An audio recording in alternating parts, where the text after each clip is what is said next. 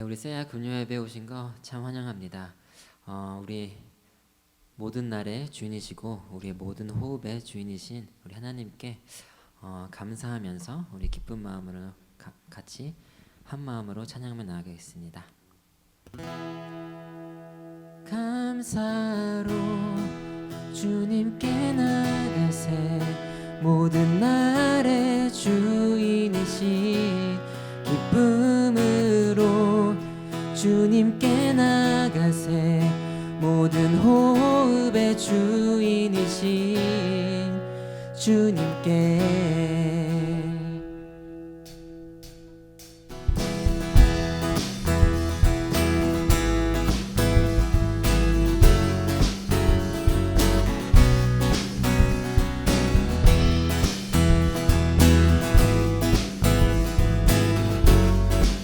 감사로 주님께 나가세 모든 날의 주인이신 기쁨으로 주님께 나가세 모든 호흡의 주인 감사로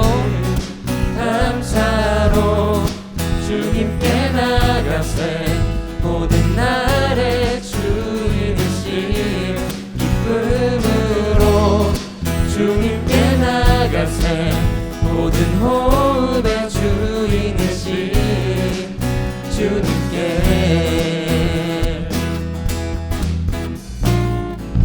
모든 생명에게 새 날을 주시고 선하신 그 뜻대로 채우시니 주의 다스리심 안에 영원히 있음을 알기에 오늘도 우리 함께 찬양합시다. 감사로 주님께 나가세 모든 날의 주인이신 기쁨으로 주님께 나가세 모든 호흡의 주인이신 감사로 주님께 나가세 모든 날의 주인이신 기쁨으로 주님께 나가세 모든 호흡의 주인이신 주님께 길을 잃은 날에 방향이 되시고 선하신 그 뜻대로 인도하시니 주의 다스리심 안에 오늘이 있음을 알기에 영원히 우리 함께 찬양합시다. 감사로 주님께 나가세 모든 날의 주인이신 기쁨으로 주님께 나가세 모든 만물의 주인이신 감사로 주님께 나가세 모든 날의 주인이신 기쁨으로 주님께 나가세 모든 호흡의 주인이신 주님께 주의 다스리심 안에 영원히 있음을 알기에 오늘도 우리 함께 찬양합시다. 주의 다스리심 안에 오늘이 있음을 알기에 영원히 우리 함께 찬양합시다. 감사로 주님께 나가세 모든 날의 주인이신 기쁨으로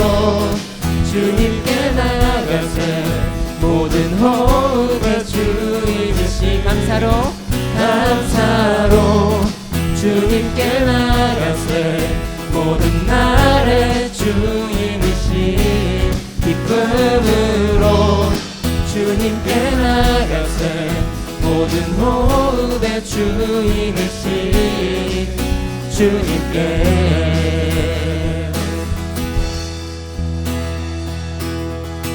호흡이 있는 모든 만물 다 나와서 주 찬양하라 호흡이 있는 모든 만물 다 나와서 주 찬양하라 호흡이 있는 모든 만물 다 나와서 주 찬양하라 호흡이 있는 모든 만물 다 나와서 주 찬양하라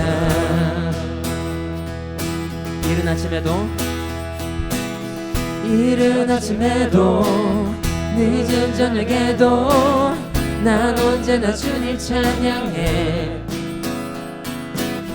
기쁨 넘칠 때도 슬픔 다가와도 난 언제나 주님 찬양해 이른 아침에도 늦은 저녁에도 난 언제나 주님 찬양해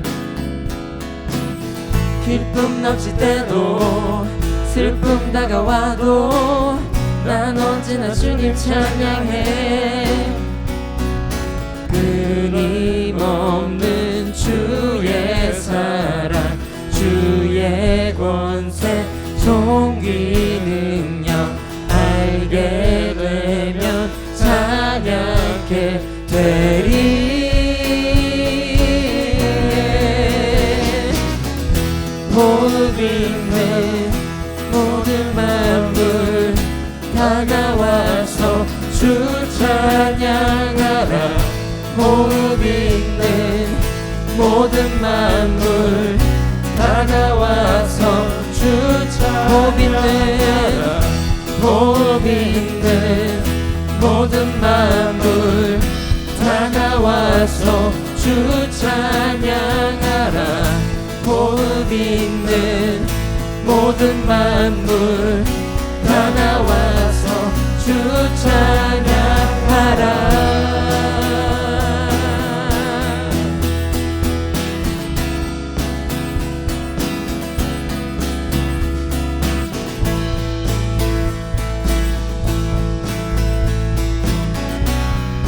높은 하늘에도 천사들과 함께 영원토록 주님 찬양해 온 땅 위에서도 모든 만물 함께 모든 민족 주님 찬양해 높은 하늘에도 천사들과 함께 영원토록 주님 찬양해 온 땅 위에서도 모든 만물 함께 모든 민족 주님 찬양해 끊임없는 주의 사랑 주의 권세 종기 능력 알게 되며 찬양해 되리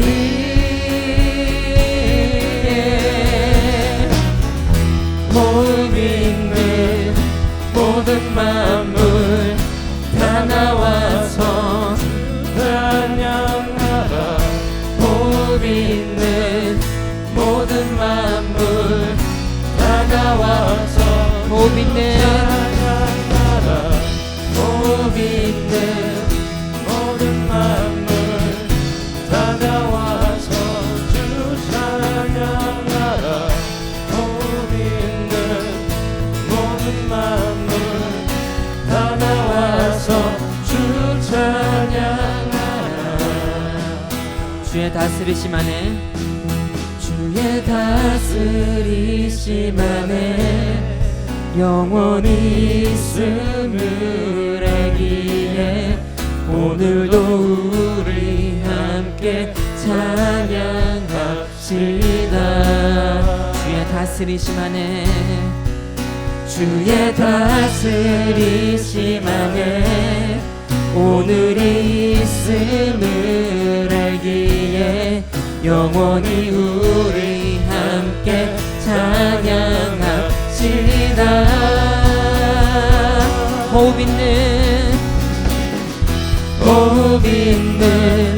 모든 만물 다 나와서 주 찬양하라.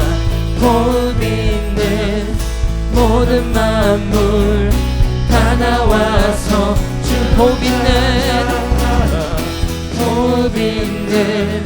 모든 만물 다 나와서 주 찬양하라.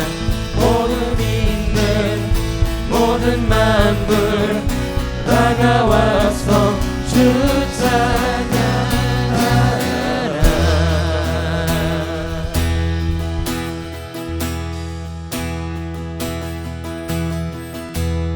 호흡 있는 순간마다 내 영혼아 주 찬양하라. 호흡 있는 순간마다 내 영혼아 주 찬양하라. 호흡 있는 순간마다 내 영혼아 주 찬양하라. 호흡 있는 순간마다 내 영혼아 주 찬양하라. 호흡 있는 모든 순간마다 내 영혼아 찬양하라. 호흡 있는 순간마다 내 영혼아 주 찬양하라.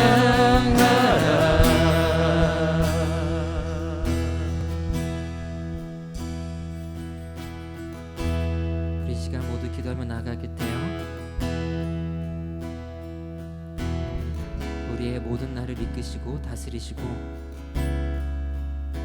우리 호흡마저도 다스리시는 우리 하나님께 우리 매일매일 항상 감사하며 나아갔으면 좋겠습니다.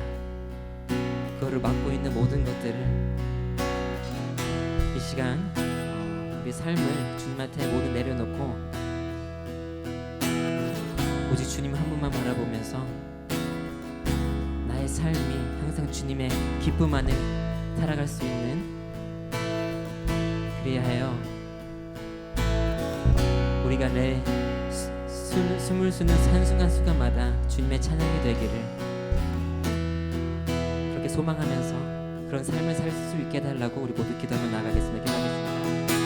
하나님 정말 감사드립니다. 이제 주님 한 분만 바라기 원합니다. 하나님 아버지, 주님 한 분만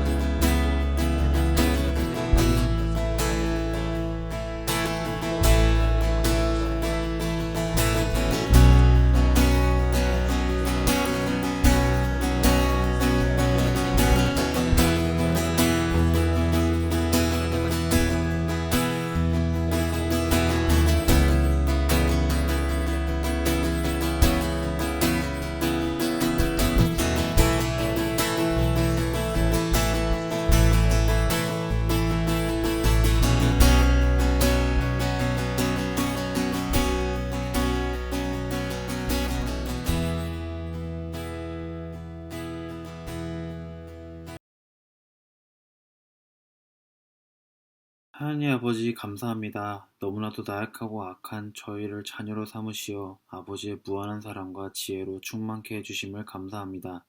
1년이 넘는 시간 동안 코로나로 인해 현장 예배를 드리지 못하고 형제자매들과의 교제가 부쩍이나 줄어들므로 인해 서로를 사랑하지 못하고 무관심으로 가득해져 버린 저 자신을 반성합니다. 이 긴 시간을 통해 하나님은 우리가 하나님을 예배당에서가 아닌 일상 속에서 하나님을 찾으라는 메시지를 전해주심을 믿습니다. 하지만 너무나도 부족함이 많은 저는 가끔 하나님을 원망했던 것 같습니다. 그런 저의 모습에 회개합니다. 교회에서 예배를 못 드린다는 이유로 가짜는 핑계들로 하나님에게서 멀어졌었던 시간들을 뒤로하고 오늘 하나님이 강 목사님을 통해 하실 기적 같은 이야기들을 통해 다시 하나님 앞에 모두 내려놓을 수 있는 저 그리고 모든 청년 되게 해주시옵소서. 매 순간 모든 청년들의 마음에 찾아가 우리들을 일깨워 주소서. 감사합니다. 사랑합니다. 예수 그리스도의 이름으로 기도드렸습니다. 아멘.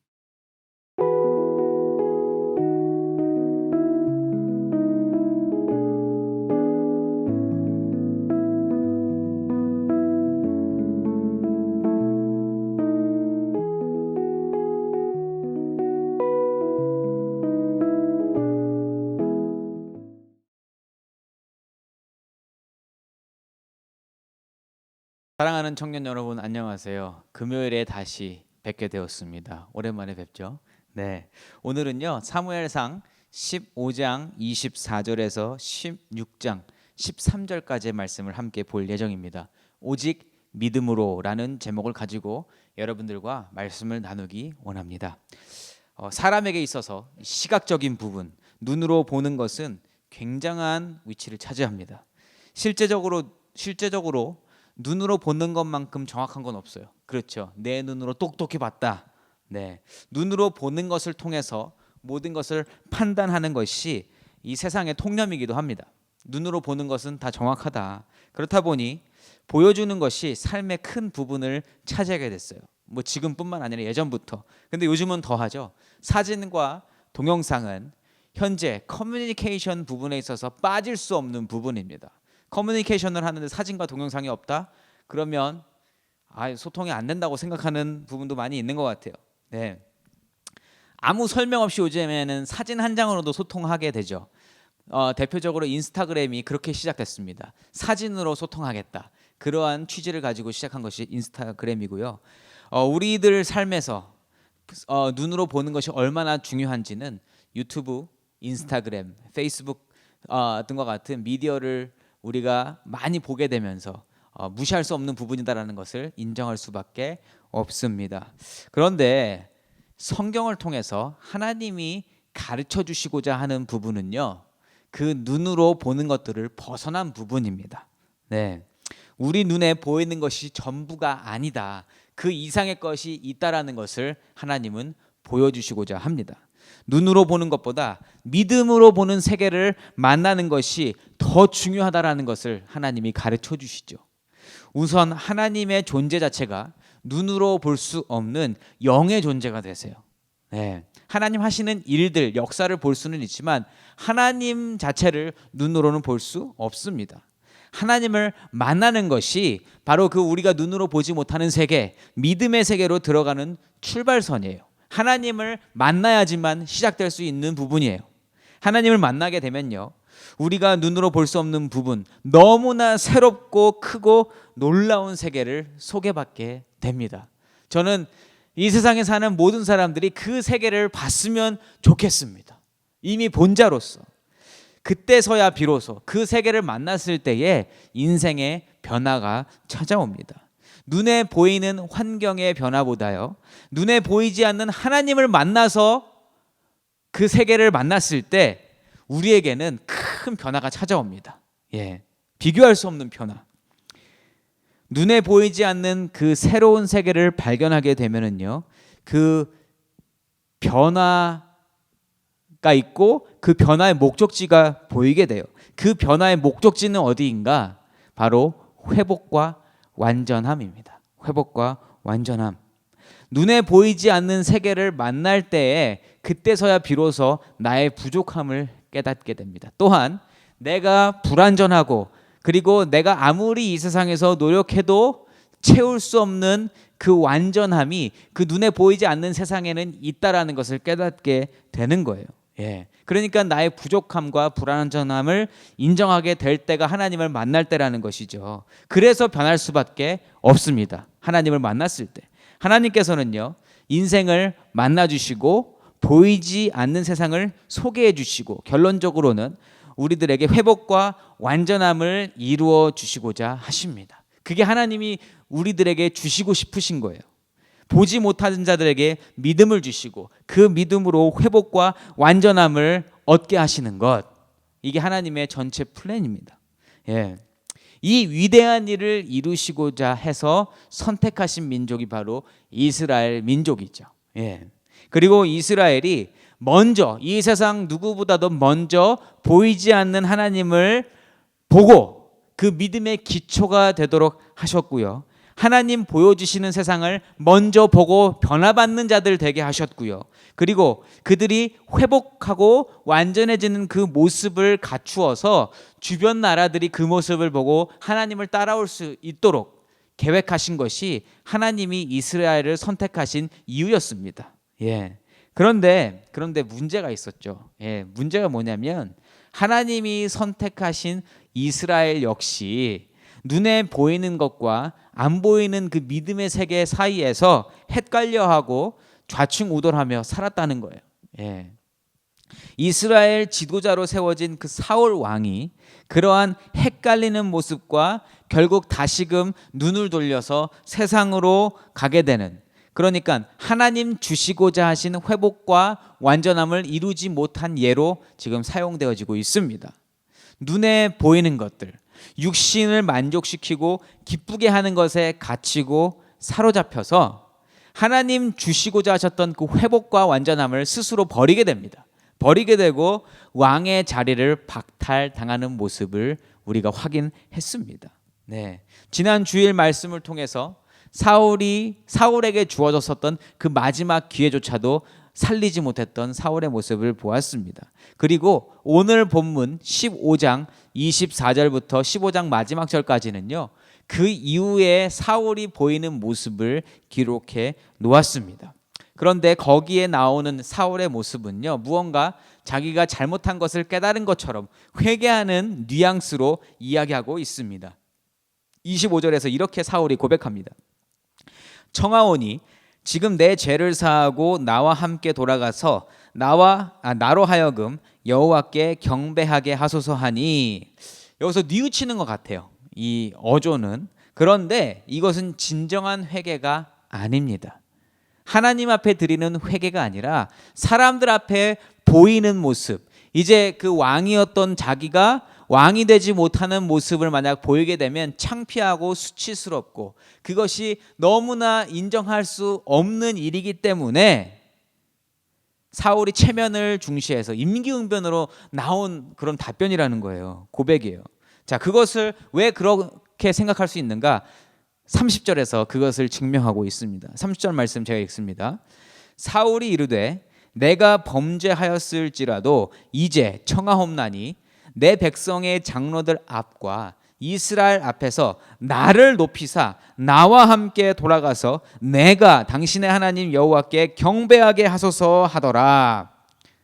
이 문장에서 중요한 것은요, 나에 대한, 그러니까 사울 스스로가 자기 스스로를 높이기 위해서 말씀하는 부분이에요. 내 백성의 장로들 앞과 이스라엘 앞에서 나를 높이사 나와 함께 돌아가서 내가 여호와께 예배하는 모습을 보이겠다. 예. 나 모든 것이 지금 자기 스스로에게 초점이 맞춰져 있습니다. 이 믿음의 눈을 가지지 못했을 때요, 당연히 포커할 수밖에 없는 부분, 내 지위, 내 명예, 내 유익, 내 체면, 내 이미지를 유지하는 것, 이것이 사울이 세워놓은 목표였고요, 새로 찾은 목표였단 말이에요. 그런데 이게 한순간에 무너지려고 하니까 이것을 붙잡고 놓지 못하게 되었던 것입니다. 그러면 사울은 이러한 것들, 자기가 지금 얻게 된 부명예 지위를 얼마나 지키고 싶어 했는가, 그 간절함이 27절 말씀에서 드러납니다. 27절 말씀에 사무엘이 가려고 돌아설 때에 사울이 그의 겉 옷자락을 붙잡음에 찢어진지라. 예.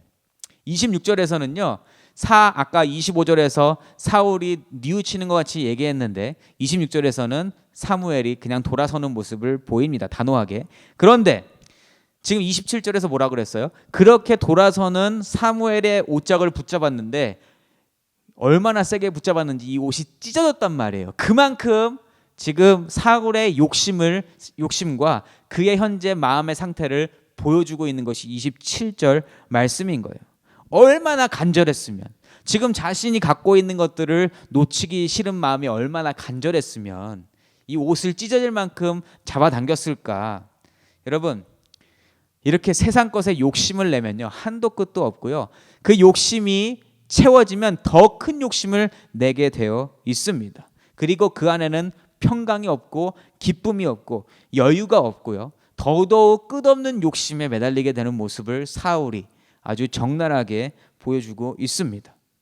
하나님이 아니 계신 인생, 그러니까 하나님이 보여주시고자 하는 그 세계를 보지 못하는 인생, 믿음 없는 인생은요 결국 사울과 같은 인생을 살 수밖에 없어요. 그게 당연한 결과입니다. 이러한 사울의 행보에 사무엘은요 영적으로 지쳐버렸음을 보여줍니다. 15장 35절 말씀이에요. 사무엘이 죽는 날까지 사울을 다시 가서 보지 아니하였으나 이는 그가 사울을 위하여 슬퍼함이었고 여호와께서는 사울을 이스라엘 왕으로 삼으신 것을 후회하셨더라. 지금 사무엘이 슬퍼했다고 나오죠. 사울이 행한 일들 때문에 사무엘이 슬퍼했다. 이 말은요 하나님의 뜻을 알고 하나님이 소개해 주신 그 다른 세계를 분명히 경험하고 그 믿음을 가진 사람으로서 세상에 갇혀 사는 사람들, 사울과 같이 이 세상의 것에 목적을 두고 그것을 얻어내려고 발버둥 치고 있는 그 모습을 바라보면서 너무나 안타까웠던 거예요. 그러니까 사울 한 개인뿐만 아니라 그 사울을 닮아 있는 이스라엘 전체를 보고 마음이 너무나 힘들었습니다. 왜냐하면 평생을 그렇게 살지 말고 하나님을 붙잡고 살아라라고 평생을 삶으로 나타냈잖아요. 가르쳐줬잖아요. 그리고 그것을 보여줬잖아요. 하나님을 붙잡고 사는 것이 가장 복된 삶이다. 그렇게 될 때에 다른 적의 침략도 없었고 얼마나 평온하게 살았는지 너희 스스로가 알지 않느냐. 그런데 사울이 그렇게 하지 않는 모습, 그리고 그 모습을 따라해서 백성들이 살아가는 모습을 보면서 사무엘은 슬퍼했고요, 다시는 사울을 보지 않았다고 고백하고 있습니다. 그러니까 이 세상이 너무나 보기 힘들어진 거죠. 소망이 없으니까. 여러분, 이러한 모습이 지금 세대의 모습과 비슷하지 않나 생각을 해봅니다. 요즘에 진정으로 주님을 믿고 살아가는 사람들이 세상을 볼 때 얼마나 힘이 빠집니까? 왜? 하나님을 붙잡고 살아가고자 하는 사람보다 그렇게 살면 망한다, 그렇게 살면 성공하지 못한다, 그렇게 살았을 때 손해보더라, 그렇게 살아니까 무시당하더라 라고 말하는 사람들이 많아지면서 교회가 더욱더 욕을 먹고 교회 다니는 사람들조차도 교회 다니고 싶지 않게 되는 그러한 세상에 살고 있잖아요. 여러분, 함께 예배 드리는 자들로서 그러한 모습을 볼 때 힘을 얻게 되나요? 아니요. 사무엘과 같이 힘이 빠지는 게 당연한 모습입니다. 세상 풍조를 보면 절망할 수밖에 없고요, 낙심될 수밖에 없습니다. 왜? 그 결과가 뻔하기 때문에. 그 마지막은 멸망입니다. 그래서 우리는요 그럴 때 세상의 눈을 계속 고정시켜 두는 것이 아니라 거기서 시선을 옮겨서 하늘 아버지께, 우리 하나님께 시선을 옮겨야 하는 줄로 믿습니다. 하나님은요 그렇게 지쳐있는 사무엘에게 다시금 새로운 명령을 주심으로 위를 올려다보게 하시고요, 또 하나님을 의지하도록 변화시켜 주세요. 하나님이 새로운 일을 시작하신다라는 거예요. 그래서 그 시작하시는 일이 뭐냐? 그것은 이전까지는 사람들이 원한 왕, 그래서 사울을 세웠잖아요. 그런데 이제는 하나님이 원하셔서 찾는 왕, 그 일을 시작하십니다. 세상을 바라볼 때 눈에 보이는 것으로만 판단하지 않는 사람, 눈에 보이지 않은 하나님을 볼 줄 알고 그 하나님을 마음으로 섬길 수 있는 사람, 하나님이 그 사람을 찾으라고 명령하십니다. 그리고 그 사람을 이미 예비했으니까 가서 찾아서 기름을 부으라고 사무엘에게 새로운 미션을 주세요. 하나님의 사람은요, 그 미션, 사명을 가졌을 때 힘이 나고요, 사명대로 움직일 때 살 수 있습니다. 세상을 보면 낭망하기 때문에. 자, 그러한 하나님의 명령이 16장 1절 말씀에 담겨 있습니다. 제가 읽어봅니다. 여호와께서 사무엘에게 이르시되 내가 이미 사울을 버려 이스라엘 왕이 되지 못하게 하였거늘 내가 그를 위하여 언제까지 슬퍼하겠느냐. 너는 뿔에 기름을 채워 가지고 가라. 내가 너를 베들레헴 사람 이새에게로 보내리니 이는 내가 그의 아들 중에서 한 왕을 보았느니라 하시는지라. 아멘. 예. 여러분, 하나님을 믿는 자로서 세상의 힘 때문에, 세상의 어떤 프레셔 때문에 좌절될 때에 절망하잖아요. 예. 내가 할 수 있는 것이 아무것도 없어 보여서 절망할 때 하나님이 새롭게 내려주시는 그 사명은 그 사람에게, 사명자에게 힘을 주는 도구가 됩니다. 예. 방금 1절 말씀이 사무엘 선지자에게 얼마나 위로가 되고 힘이 되는 말씀이었을까 느껴지시나요, 여러분? 예. 여러분, 사무엘에게도 말씀하고 계시지만 교회가 축소되고 사람들이 교회를 많이 떠나가는 요즘 세대에 너희가 세상으로 다시금 옮겨가고 있고 교회를 떠나는 이들을 위해서 언제까지 슬퍼만 하겠느냐, 언제까지 절망만 하겠느냐, 언제까지 좌절만 낙심만 하겠느냐 라고 말씀하시는 것 같지 않으세요? 저는 이 말씀이 저와 여러분에게 힘이 되는 말씀이 되기를 소망합니다. 사랑하는 청년 여러분, 하나님은 여전히 살아계시고 역사하시는 줄 믿습니다. 그 하나님을 믿고 힘내시는 청년들 되시면 좋겠어요. 교회가 힘이 없어지는 것 같고요. 예, 우리의 믿음이 아무리 있어도 교회 사람들이 없어지니까 더 이상 청년들이 오지 않잖아요. 대학생들이 없어요, 지금. 그러한 모습을 볼 때 힘이 빠질 수도 있지만 여러분, 그 모든 것 위에 계시는 하나님이 오늘도 역사하시는 것을 믿고 소망을 가지시기를 바랍니다. 아멘. 예. 여러분, 아무리 우리가 열심히 하고 최선을 다해도 그 성과가 기대에 못 미치면 우리는 낙심할 수밖에 없어요. 우리 존재가 그래요. 예. 그래서 다른 일을 다시 시작하기에는 버거워집니다. 왜? 또 그렇게 했을 때 결과가 나쁘면 안 되잖아요. 똑같은 결과를 당할까 봐 두려워지는 게 당연한 말씀이에요. 여러분, 사무엘도 평생을 하나님 위해서 살았고요. 그리고 좋은 결과를 볼 때도 있었는데 오늘 사울 때문에 느껴진 그 감정은요, 절망 중에 절망이고 거의 바닥을 치는 상황인 거예요. 너무나 힘들었습니다. 오늘 명령에 순종하기보다는 아까 1절 말씀 굉장히 힘을 주는 말씀이라고 말씀을 드렸지만서도 사무엘이 다시금 무언가를 시작하기에 버거운 상황이었어요. 그랬을 때에 사무엘이 어떻게 고백하는가? 2절 앞부분에 전반부에 이렇게 고백합니다. 사무엘이 이르되 내가 어찌 갈 수 있으리까? 사울이 들으면 나를 죽이리이다 하니. 천하의 사무엘도요, 지금 마음이 강팍해졌고요, 마음이 많이 약해졌습니다. 예전 같으면 사울이라는 사람의 생각이나 그러한 것들을 별로 중요히 생각하지 아니하고 하나님이 하실 거니까 그 믿음으로 갔을 텐데 지금 사울이 들으면 나를 죽이리다 하는 그 약한 모습을 보이고 있습니다. 그럴 만한 한 것이 사울이 마지막 기회, 하나님이 마지막 기회를 주실 때까지만 해도 하나님이 붙잡고 있는 인생이었잖아요. 그래서 영적으로 더 담대해질 수 있었어요. 그런데 지금은 하나님이 놔버리신 인생이에요. 그러니까 이 인간이 인간으로서 어떻게 변화할지 모르겠는 거예요. 하나님이 놔버리신 인생은 망나니 인생을 살기 때문에. 생각해 보세요. 모든 것이 이루어지도록 진정으로 기도했고 정말 몇 번이고 이야기를 했고 찾아가서 모든 걸 해줬는데 이루어지지 않았습니다. 그랬는데 이제는 사울이 오히려 두려운 존재가 돼버린 거예요. 하나님이 왕 위를 다른 사람에게 주시려고 하지만 인간 세상에서, 지금 이스라엘에서 사울은 아직 왕이란 말이에요. 그 왕의 자리를 버리지 않았습니다.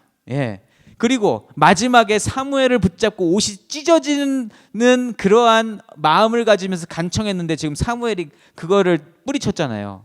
그러니까 지금 척진 관계가 된 겁니다. 사무엘과 사울이 지금 사이가 안 좋아진 거예요. 예. 그리고 사울이 그 이후로 보지 않았다고 했잖아요.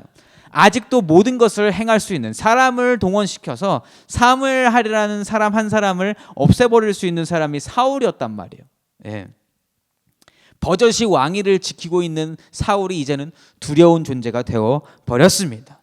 부담스러울 거 아닙니까? 그래서 하나님께 그러한 고백을 드렸더니 하나님은 다시 한번 영적으로 사무엘을 세워주시고요, 하나님의 일을 말씀하십니다. 내가 다 예배해놨으니까 너는 순종하기만 하면 된다.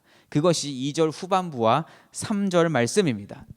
여호와께서 이르시되 너는 암송아지를 끌고 가서 말하기를 내가 여호와께 제사를 드리러 왔다 하고 이새를 제사에 청하라. 내가 내게 행할 일을 가르치리니 내가 내게 알게 하는 자에게 나를 위하여 기름을 부을지니라. 아멘. 하나님의 명령은요, 믿음으로 순종하고 나아가면 반드시 그 선하신 목적을 드러내는 줄로 믿습니다.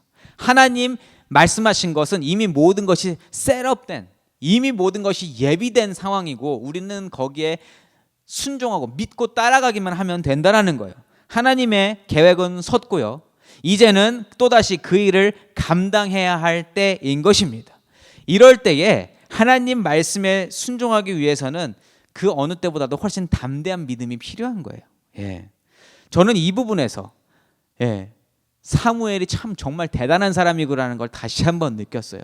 왜냐하면 방금까지도 버거워했고 부담스러워했고 사울을 두려워했었는데 하나님이 다 예비했으니까 너는 가서 기름을 부을지니라 했더니만 단 한마디의 변명이나 이유나 뭐 어떤 말이 없어요. 대꾸가 없습니다. 그냥 그대로 전진. 그냥 하나님 말씀하신 대로 가서 행하는 모습을 보였다라는 것이죠. 그래서 우리가 평소에 쌓아놓는 믿음이 중요한 겁니다. 아무리 우리가 절망하고 낙심한다 해도 하나님을 올려다봤을 때 바로 그 체험받을 수 있는 사람은 믿음이 잘 쌓여진, 잘 가꾸어진 사람이 그렇게 할 수 있는 거예요. 사무엘이 오늘 그러한 모습을 보여줍니다. 바로 이어지는 4절과 5절 말씀에서 사무엘이 순종함이 증거됩니다. 제가 읽어봅니다. 사무엘이 여호와의 말씀대로 행하여 베들레헴의 이름에 성읍 장로들이 떨며 그를 영접하여 이르되 평강을 위하여 오시나이까. 이르되 평강을 위함이니라. 내가 여호와께 제사하러 왔으니 스스로 성결하게 하고 와서 나와 함께 제사하자 하고 이새와 그의 아들들을 성결하게 하고 제사에 청하니라. 아멘. 아멘. 사무엘이 영적으로 피곤하고 많이 지쳤고 그리고 이 일을 버거워했음에도 불구하고 하나님의 명령을 그대로 따를 수 있었던 이유가 있습니다.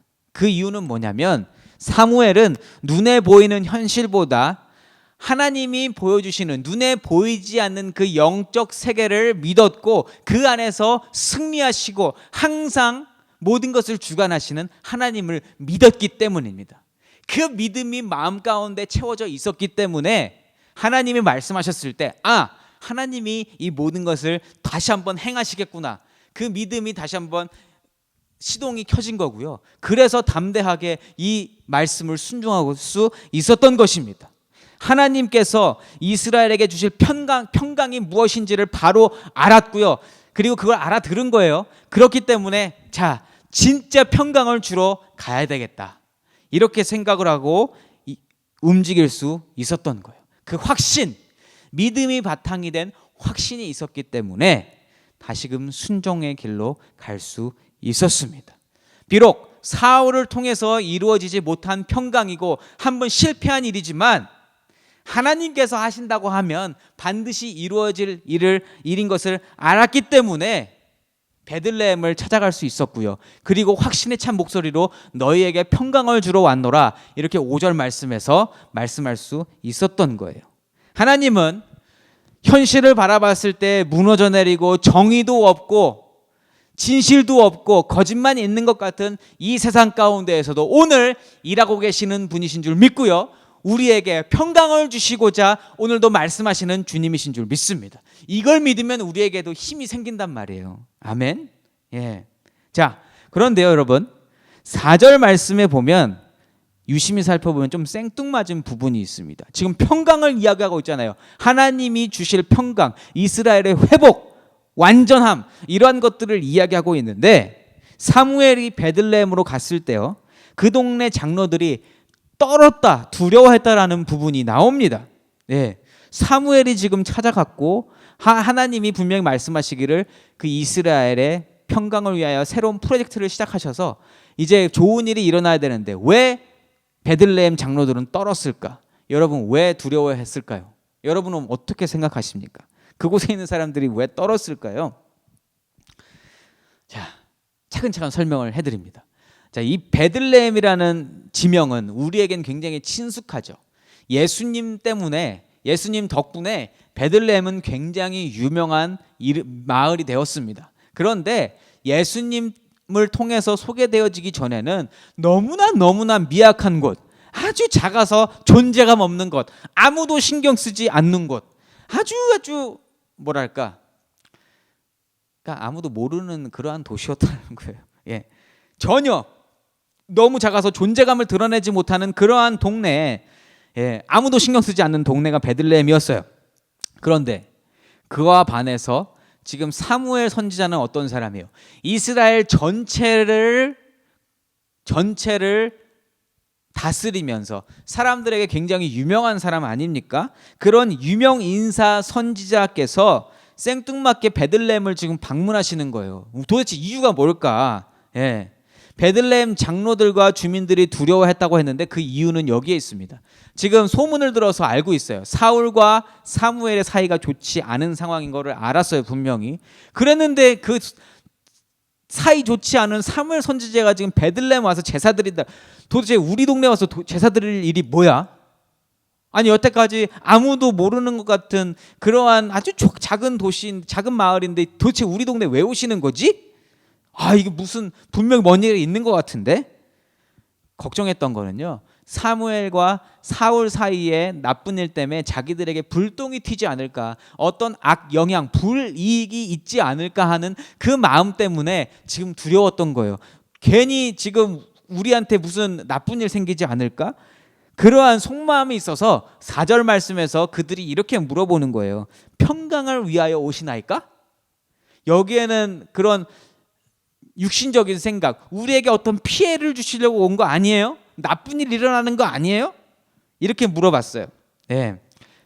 베들레헴 장로들이 가지고 있었던 마음은 뭘까? 그냥 여태까지 살았던 대로 살면 좋겠는 거예요. 왜? 지금까지 조용히 살았으니까.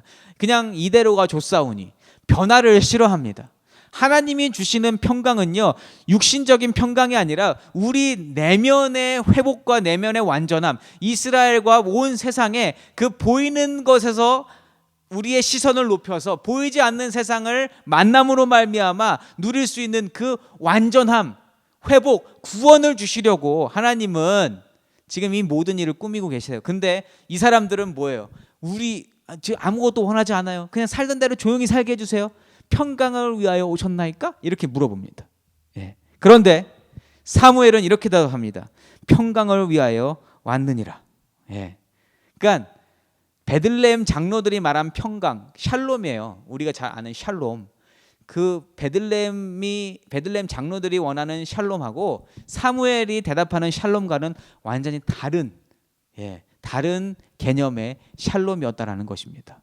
저는 우리에게도 하나님 주시는 샬롬이 임하기를 간절히 소망합니다. 그건 육신적 평안이 아니라는 거예요, 여러분. 하나님이 주시는 평강, 어떠한 고난이 지나가더라도 그 나중에 찾아올 샬롬을 바라고 소망하는 저와 여러분 되시기를 예수 이름으로 축복합니다. 아멘. 예. 자, 이렇게 하나님은요, 그러한 영적인 샬롬을 주시고자 하는 프로젝트를 시작하시는 거예요. 예. 본격적으로 지금 시작이 된 겁니다. 그리고 하나님은 사무엘에게 자, 그 샬롬 프로젝트를 맡아서 이끌어갈 팀장을 찾아라. 바로 다윗이 그 주인공인데 그 다윗, 아직 다윗인지는 모르죠. 그 팀장을 네가 찾아가서 기름을 부으라고 말씀하신 거예요. 다윗은요, 우리가 이미 공부했던 룻기에서 이미 등장했었습니다. 룻과 결혼한 보아스의 증손자가 바로 다윗이죠. 예, 그때 이미 하나님은 다 예비를 해 놓으셨던 거예요. 자, 그렇게 다윗이란 인물을 찾아가는데 이때 당시에 다윗은 사회적으로 어떠한 지위에 있었는가? 아무도 신경 안 쓰는, 꼭 이스라엘 전체의 베들레헴과 같은 그 베들레헴이란 작은 마을에서도 하여튼 인정받지 못하고 가족들조차도 그닥 신경 쓰지 않는 그러한 존재가 다윗이었습니다. 네, 눈에 띄지 않아요. 사람들에게, 심지어 가족들에게도 눈에 띄지 않는 인물이 다윗입니다. 그런 다윗이 오늘 16장 13절 말씀에서 이스라엘의 지도자로 기름 부음 받는 장면이 나와요. 그런데 여러분, 사울 왕이 기름 부음을 받았던 장면을 우리가 봤었잖아요. 그 모습과 오늘 다윗이 기름 부음 받는 장면에는 확연한 차이가 있다라는 거예요. 예. 사울이 기름 받을 때 그 모습을 다시 한번 떠올려 보세요. 자, 그때 사울이 세워졌을 때 사무엘이, 물론 좀 텀은 있었지만 사울이 기름 부음을 받고 나서 사무엘은 나중에 나가서 다윗이 사울이 왕으로 세워졌다고 이야기를 하고, 사람들은 그때 와 소리를 지릅니다. 환호성을 지르고요. 정말 왕으로 섬길 만한 사람이네, 우리를 지켜줄 만한 사람이네. 왜? 외모적으로 사람들보다 키가 컸고, 그리고 뭔가 장수 같은 느낌이 있었고, 예. 여러분, 그렇게 왕으로 사람들이 인정하는 모습 기억나세요? 예. 그런데 오늘 다윗이 기름 부음을 받는 장면은요, 초라하기 그지없습니다. 예. 그 사울이 외모, 그리고 눈에 보이는 것, 그러한 모든 것들 때문에 지금 사무엘이 한번 어려움을 겪었잖아요. 그런데 사무엘이 인간인지라 다시 한번 거기에 속아 넘어갈 뻔합니다. 6절과 7절에 이제 그 다윗을 세우러 가는 그 과정을 보여주게 되는데, 6절과 7절 말씀 제가 읽어봅니다. 그들이 오매 사무엘이 엘리압을 보고 마음에 이르기를 여호와의 기름 부으실 자가 과연 주님 앞에 있도다 하였더니, 여호와께서 사무엘에게 이르시되 그의 용모와 키를 보지 말라. 내가 이미 그를 버렸노라. 내가 보는 것은 사람과 같지 아니하니 사람은 외모를 보거니와 나 여호와는 중심을 보느니라 하시더라. 아멘. 사무엘이 다시 한번 속을 뻔했죠. 예. 왜? 왕으로 섬길 만한 그 외모를 갖춘 사람이 엘리압이었거든요. 예. 그러나 하나님이 바로 지적해 주심으로 사무엘이 속지 않고 다시금 그 사람을 찾아가게 됩니다. 자, 이렇게 이새의 7 아들을 인터뷰해요. 지나가게 하고 봅니다. 그리고 하나님의 음성을 듣게 되는데, 하나님이 그 이새의 7 아들이 전부 다 아니라고 말씀하세요. 10절 말씀입니다. 10절과 11절 말씀 제가 읽어볼게요. 이새가 그의 아들 7을 다 사무엘 앞으로 지나가게 하사 사무엘이 이새에게 이르되 여호와께서 이들을 택하지 아니하셨느니라 하고, 또 사무엘이 이새에게 이르되 내 아들들이 다 여기 있느냐? 이새가 이르되 아직 막내가 남았는데 그는 양을 지키나이다. 사무엘이 이새에게 이르되 사람을 보내어 그를 데려오라. 그가 여기 오기까지는 우리가 식사 자리에 앉지 아니하겠노라. 아멘. 자, 이새의 아버지가 자기 7 아들을 다 보여드렸어요.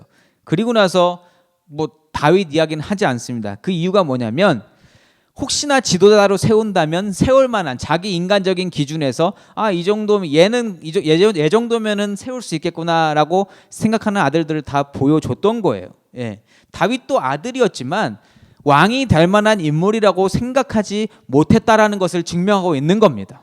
예. 여러분, 여기서 발견하는 은혜의 포인트가 뭐냐면, 하나님이 찾으시는 일꾼은요, 사람들 눈에 차는, 사람들 눈에 인정받는 그러한 사람이 아니라는 거예요. 사람한테 인정받고 인정받지 않고는 별로 중요하지 않다. 하나님이 찾으시는 일꾼은 오직 하나님을 사랑하고 하나님을 예배하는 사람이다. 여러분, 이게 은혜의 관점 포인트입니다. 여러분, 그래서 저는 오늘 더더욱 이 시간에 함께 예배드리는 여러분들이 너무나 귀하게 여겨집니다. 네. 금요일 저녁 이 예배 시간을 지킨다고 해서 세상이 알아주지 않습니다. 여러분들의 직장 동료가 그것을 높이 사지 않아요. 여러분들의 친구들이 오히려 무슨 금요일 날 예배야, 나와서 같이 시간 보내라고 할 수 있어요. 예배가 그만큼 그들에게 중요하지 않기 때문에 세상도 예배를 중요시 여기지 않습니다. 예. 그러나 이 시간 이 예배 자리를 지킨다는 것, 지키고 계시는 당신은 하나님을 사랑하기 때문에, 그리고 이 예배가 없으면 그 영혼이 메말라 죽기 때문에, 하나님의 음성을 듣고 싶기 때문에, 하나님을 사랑하기 때문에 이 예배 자리에 계신 거잖아요. 저는 분명히 그렇게 믿습니다.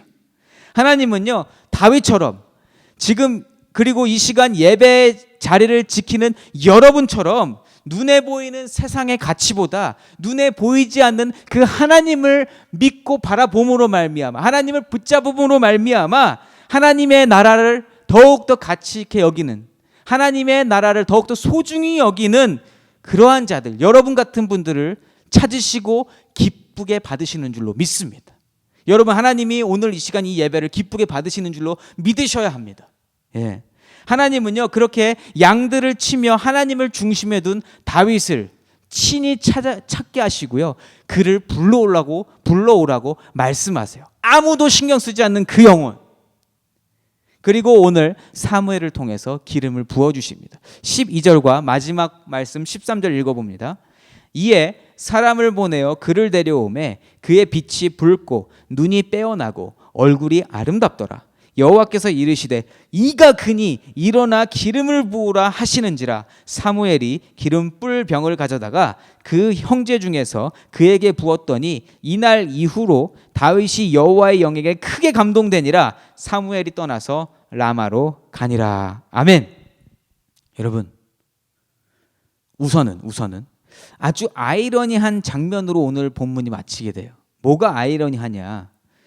세상의 시선으로는 너무나 작고 하찮은 모습으로, 정말 세상에 이스라엘의 지금 새로운 왕, 지도자가 지금 세워지는 모습 아니에요? 기름이 부어졌다라는 것은 인정받고 하나님이 인정하고 하나님이 세우셨다라는 거예요. 그런데 세상에서는 계급상만 받아도 그렇게 띄워주고, 중요한 일을 할 때마다 위임식하는 게 당연한 세상의 이치잖아요. 세상에서도 그렇게 해요. 그런데 한 나라의 왕이 세워지는데 너무 조용하다라는 거예요. 심지어 기대감도 없고요. 다윗? 뭐 이런 분위기인 거예요 지금. 심지어 아버지나 형들도 아니 도대체 제 양치던 애가 왜 선지자의 기름 부음을 받지? 의아해하는 상황이고요. 또 더 미스테리한 거는 사무엘 역시 그냥 그렇게 기름 부음을 하고 다른 이벤트도 없고요. 말 한마디 없고 그냥 돌아가 버려요. 라마로. 이스라엘 왕으로 기름 부음 받는 것 치곤 너무나 초라한 모습이라는 거예요. 그런데 여기서 우리가 알아야 할 것이 한 가지 있습니다. 너무나 중요한 한 가지.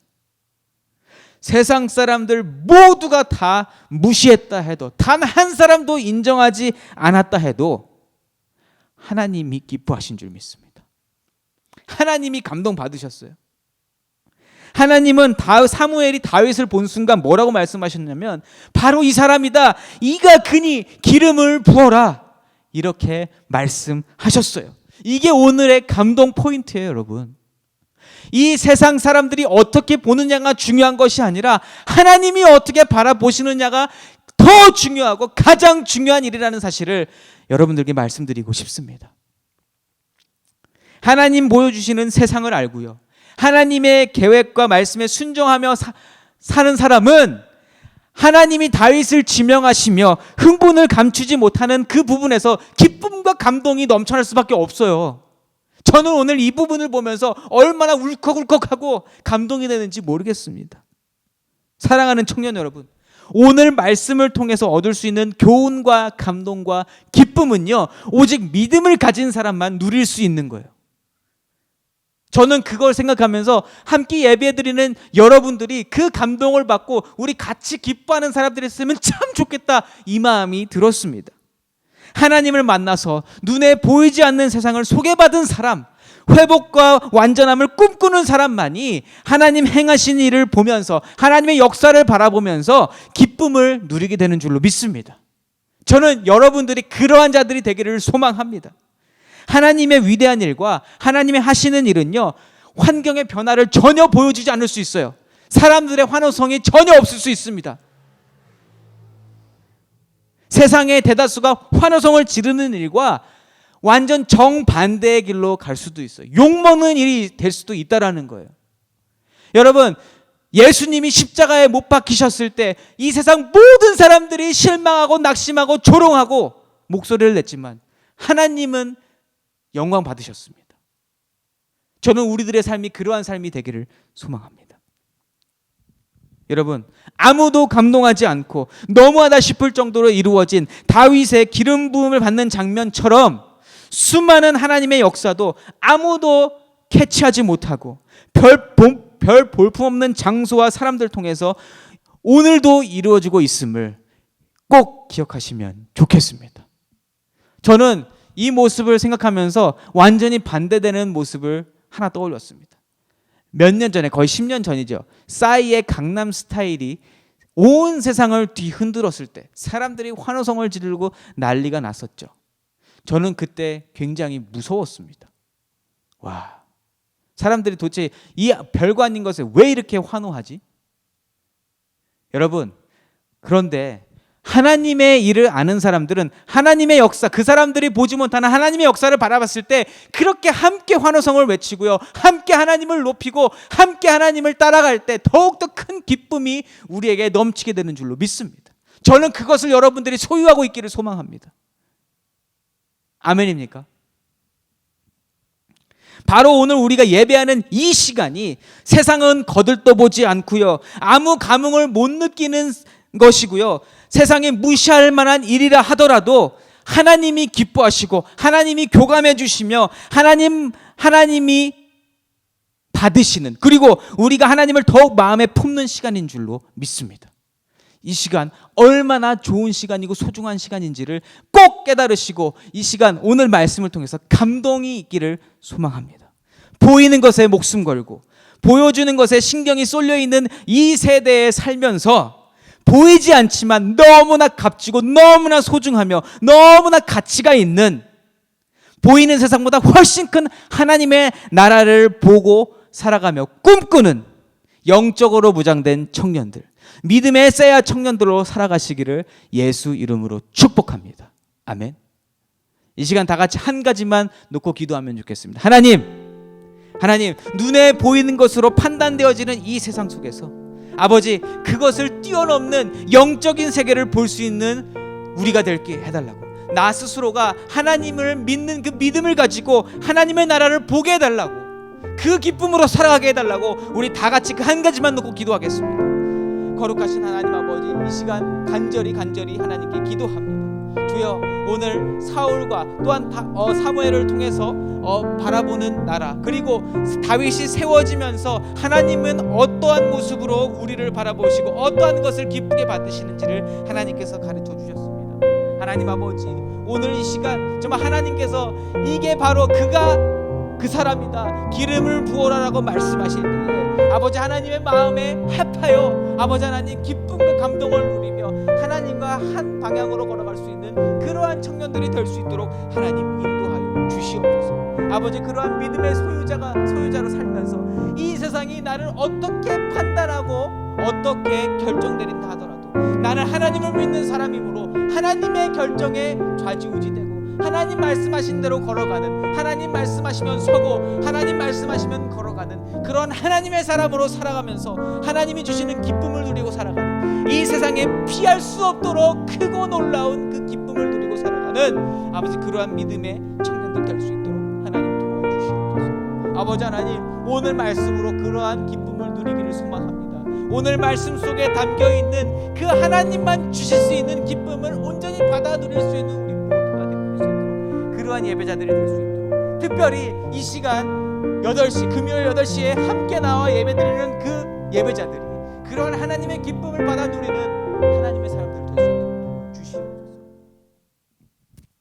하나님 아버지, 오늘 말씀을 통하여서 아버지, 세상적으로 살아가는 자가 무엇을 바라고 그 끝은 어디인지를 보게 하시고, 또 눈으로 보지 못하는 것이지만 믿음으로 바라볼 수 있는 그 하나님의 나라를 소유한 자들이 얻을 수 있는 것들은 무엇인지를 다시 한번 확인하게 하시고 받게 하시고 결단하게 하시니 감사드립니다.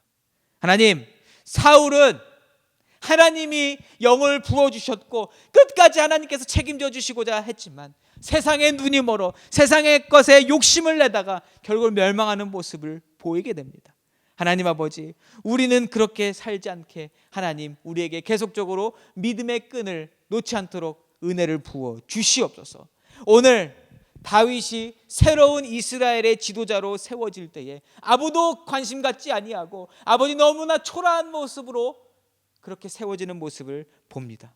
아버지, 믿음의 사람이 기쁠 수 있는 유일한 방법, 하나님의 마음을 함께 품고 하나님께서 가시는 곳을 같이 걸어갈 때에, 같이 동행할 때에, 그 방향으로 나아갈 때에 이 세상이 줄 수 없는 크나큰 기쁨을 누릴 수 있는 줄 분명히 믿고, 오늘 말씀에서 특별히 다윗이 선택받고 다윗이 기름 부으며 지도자로 세워질 때에 함께 하나님의 그 기쁨을 누리고 하나님과 동행할 수 있는 아버지 그러한 예배자들 될 수 있도록 하나님 믿음을 더하여 주시옵소서. 우리가 그 믿음으로 살아갈 때에 이 세상을 넉넉히 이기는 줄로 믿습니다. 이 세상을 세상의 것으로 이기려 하면 우리는 항상 절망할 수밖에 없지만 아버지, 이 세상의 것을 하나님을 믿는 믿음으로 이겨낼 때에 우리가 넉넉히 이기게 될 줄로 믿습니다. 하나님, 우리에게 믿음을 더하여 주시옵소서.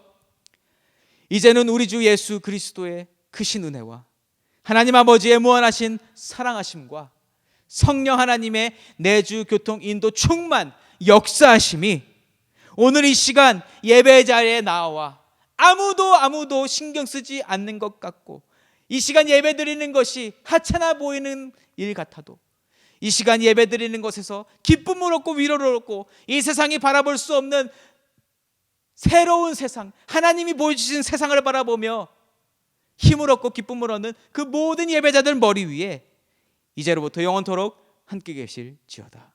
아멘.